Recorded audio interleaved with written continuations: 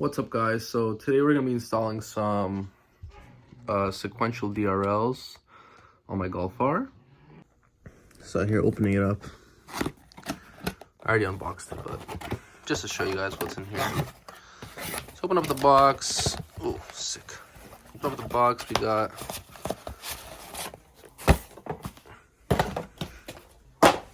obviously we got our two sequential turn signals here. They look kind of big, honestly, but I don't know. Got that, obviously. Then we got a trim tool and a little tool here to install them. So let's get to it.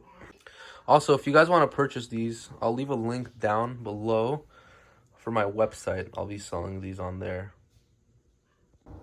Okay, to start, we're gonna have to remove the mirror here. So we'll do that by using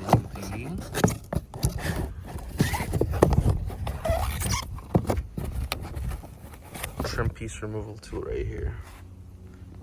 Okay, so I got the glass off, so now we have to remove some Torx screws there and there, I believe.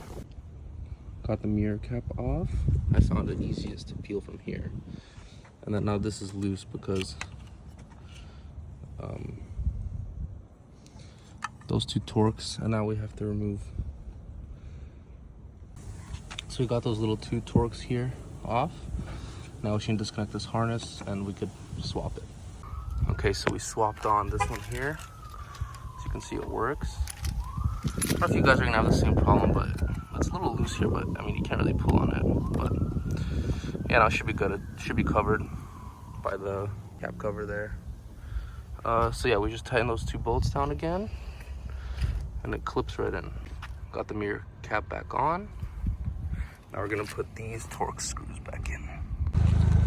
Should be the same stuff on the other side.